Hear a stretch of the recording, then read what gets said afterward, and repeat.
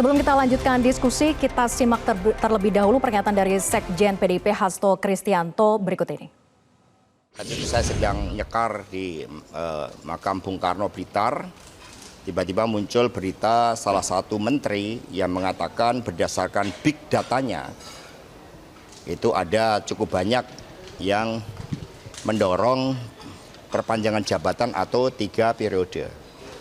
Sebelumnya saya bertemu dengan menteri tersebut dan dikonfirmasi bahwa sikap-sikap ketua umum beberapa partai yang menyuarakan itu saat itu dikatakan ya sebagai permintaan Pak Lurah. Kami mendengar itu, maka kemudian karena PD Perjuangan ini juga lahir dengan suatu semangat untuk membangun demokrasi yang sehat, yang taat pada konstitusi, maka PD Perjuangan bersama rakyat Indonesia memilih tegak lurus pada konstitusi. Itu sikap yang diambil oleh PD Perjuangan. Jadi berbagai upaya yang dilakukan oleh beberapa ketua umum saat itu yang saya dapat informasinya, ini bisa di cross check, saya pertanggungjawabkan secara politik, hukum dan juga di hadapan Tuhan Yang Maha Kuasa, di hadapan rakyat Indonesia bahwa itu memang ada. Oke, Bang Doli bisa mengomentari terkait tadi pernyataan dari Mas Hasto. Jadi dinamika yang berkembang belakangan ini tidak lepas dari narasi perpanjangan masa jabatan dan presiden 3 periode. Apakah dengan masuknya Gibran ini sebagai cawapres mewakili rencana tersebut sebetulnya, Bang Doli? Saya kira ya tentu itu perlu dikonfirmasi dan diklarifikasi ya. Kenapa sekarang tiba-tiba informasi itu baru dimunculkan, ya, disampaikan, ya, setelah ada pendaftaran 3 calon wakil presiden yang salah satunya adalah putranya Pak Presiden. Nah, kalau misalnya kemudian informasi itu didapatkan sejak lama, nah kenapa nggak dulu disampaikan? Dan kita kan harus juga memahami siapa saja itu. Nah, dan menurut saya kan isu itu udah nggak lagi tidak lagi selaras dengan situasi sekarang. Kita ini sekarang sudah memasuki tahapan pemilu yang sudah hampir di ujung-ujung, tinggal 110 hari lagi. Kemarin tanggal 19 sampai tanggal 25 Oktober sudah terdaftar, ada 3 calon pasangan capres dan cawapres. Jadi pemilunya insya Allah sudah pasti jadi. Dan kami, saya lah misalnya di Komisi 2 yang memang mitra kerjanya adalah teman-teman penyelenggara pemilu, selama ini terus melakukan koordinasi, berproses. Kami merancang pemilu ini sejak 2 tahun setengah yang lalu, berkoordinasi terus. Setiap ada peraturan teknis kami segera melakukan dengan cepat, dan saya mewakili partai politik juga, dan ada 8 fraksi lagi yang mewakili 8 partai politik yang ada di parlemen. Semuanya jalan, tidak ada kemudian kemarin kami diinstruksikan atau kemudian diberi pesan gitu untuk kemudian membicarakan yang menghambat proses pemilu ini. Jadi menurut saya sekarang kita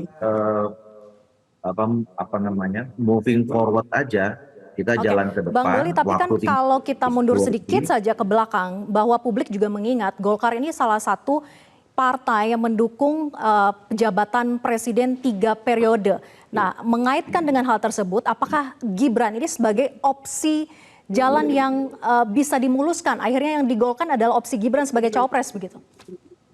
Enggak, itu data dari mana Golkar mendukung 3 periode itu? Tadi saya sudah jelaskan ya bahwa saya ini wakil ketua umum dari Partai Golkar, ketua Komisi 2. 2,5 tahun ini kami merancang pemilu ini tetap, dan kami yang menetapkan 14 Februari 2024. Gitu. Nah, fakta mana yang menunjukkan bahwa partai kami mendukung 3 periode? Kami tahu, Golkar tahu, negara ini negara hukum. Semuanya diatur dalam konstitusi. Konstitusi kita mengatakan 2 periode, gitu ya. Dan kami sudah tunjukkan, saya yang memimpin langsung penetapan tanggal 14 Februari itu. Dan sampai sekarang kami mengawal terus proses yang berjalan hingga tahapannya Oke, tinggal 110 hari ini lagi. Gitu. Jadi makanya menurut saya kalau kita kembali ke belakang, yang baik. tentu itu informasinya eh, perlu diuji ya kebenarannya, gitu. Tapi kalau Oke, berkaitan dengan Partai Golkar, saya tegaskan sekarang, ya, kami adalah partai yang memahami konstitusi. Eh, Konstitusi mengatakan 2 periode, dan itu kami tunjukkan dengan mempersiapkan pemilu dengan baik. Dan saya tahu oke. proses itu karena saya yang ikut terlibat langsung. Baik, baik. Saya ke Mas Nusirwan. Mas Nusirwan, Mas Hasto akui PDIP di lobi Pak Lurah gitu ya bahasanya lewat menteri untuk muluskan presiden 3 periode. Rentetan peristiwa agenda ini bisakah dipisahkan atau memang Gibran sebagai cawapres adalah jalan keluar dari opsi sebelumnya yang gagal yaitu presiden 3 periode itu? Mas Nusirwan, boleh di-unmute dulu audionya? Iya, Mbak. Oke, silakan Pak Nusirwan.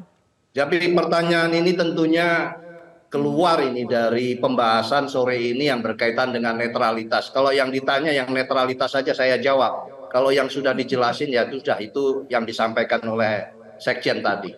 Coba ditanya yang lain yang berkaitan dengan pembahasan sore ini. Tapi yang dinyatakan oleh Pak Sekjen tadi membenarkan bahwa ada PDIP sempat didatangi oleh menteri begitu ya, kemudian menyampaikan pesan dari Pak Lurah. Itu yang tadi disampaikan oleh Pak Hasto yang kita putarkan juga cuplikannya, Mas Nusirwan. Iya, kalau sudah disampaikan oleh Sekjen tentunya itulah yang disampaikan, itu masa saya beda dengan apa yang akan saya katakan. Jadi itu ya itu yang sudah disampaikan oleh Sekjen, tentunya kondisinya seperti itu. Jadi apa maksudnya kaitannya dengan pembahasan ikut pilpres, presiden bisa netral, kaitannya dengan pertanyaan ini di sebelah mana nih netralitasnya? Oke. Tapi sebetulnya yang ingin kami tanyakan adalah rentetan peristiwa dari yang sebelumnya gagal begitu ya dengan agenda tersebut, kemudian muncul lagi agenda ini. Tapi tidak apa-apa, saya akan ke Mas Umam. Mas Umam, bagaimana kemudian Anda melihat ketika rentetan peristiwa sebelumnya dengan saat ini yang tadi juga sudah kita bahas bahwa sebelumnya agenda 3 periode yang disampaikan oleh Sekjen PDIP Hasto Kristianto, kemudian menyusul sekarang realitanya adalah Gibran menjadi cawapres dari Prabowo Subianto. Mas Umam. Iya, saya coba mencermati dan juga menangkap asbabul wurud ya dari proses yang ada tadi disampaikan oleh Mas Sekjen, Pak Hasto. Yang saya pahami bahwa titik pisah dari Jokowi dengan PDIP dalam konteks Pilpres 2024 salah satunya adalah dipicu oleh munculnya aspirasi di lingkaran kekuasaan presiden yang menginginkan adanya beberapa ide, mulai dari tunda pemilu sampai presiden 3 periode. Tetapi diakui atau tidak, PDIP memang salah satu partai yang cukup disiplin ketika kemudian memberikan penolakan terhadap ide itu untuk tetap kembali kepada konstitusi, dan waktu itu ide itu juga ditolak juga oleh Partai Demokrat yang juga sejalan dengan cara pandang dan juga assessment dari PDIP, juga Nasdem juga waktu itu yang kemudian juga memberikan penolakan secara tegas terhadap ide presiden 3 periode. Nah, situasi ini yang tampaknya dibaca oleh teman-teman untuk mencermati sebenarnya di mana titik pisahnya. Nah, kalau misal kemudian ide presiden 3 periode kemudian tunda pemilu seolah kemudian tidak berhasil, operasi politik yang dijalankan tidak sukses, maka kemudian hadirnya Gibran sebagai salah satu kontestan dalam konteks ini adalah cawapres dari Pak Prabowo dianggap sebagai continuation atau keberlanjutan dari ide besar lama itu yang kemudian salah satunya ditujukan untuk memberikan panggung secara luas pada lingkaran terdekat Pak Jokowi, atau dalam konteks ini untuk memberikan proteksi dengan menguasai kekuasaan lagi pada periode yang akan datang. Okay. Nah, kalau misal memang betul itu situasinya, maka ini yang kemudian perlu diantisipasi. Jika memang pencawapresan Gibran sudah atas sepengetahuan Pak Jokowi, sudah dikonsultasikan dengan Pak Jokowi, sudah disimulasikan bersama Pak Jokowi, maka kemudian ini yang kemudian menjadi pertanyaan dari redaksi barangkali, bahwa bagaimana dengan netralitas kekuasaan yang ada?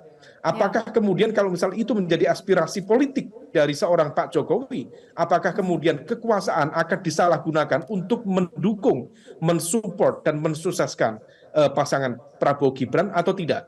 Nah, sekali lagi untuk menjawab itu, Mbak, secara normatif, di Undang-Undang Pemilu, tepatnya di pasal 304 ayat 1, 2, 3, dijelaskan secara clear bahwa presiden dan wakil presiden memang diberikan hak untuk berkampanye, memberikan dukungan. Itu tertera clear di dalam pasal 299. Tetapi di pasal 304 di Undang-Undang Nomor 7 tahun 2017 tentang pemilu juga digariskan secara tegas tentang larangan.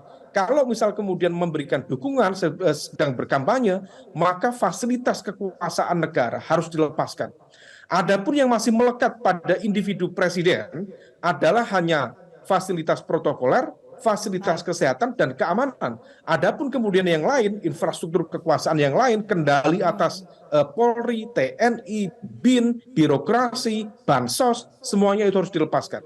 Nah, di level inilah kemudian netralitas kekuasaan harus dijaga betul supaya kemudian tidak menjadi instrumen yang justru menguntungkan kelompok tertentu atau merugikan kelompok tertentu. Nah, di level ini basis prinsip-prinsip dasar demokrasi diharapkan tetap tegak tanpa kemudian dimanfaatkan sebagai alat kekuasaan yang justru memiliki cara pandang yang agak sempit di sana.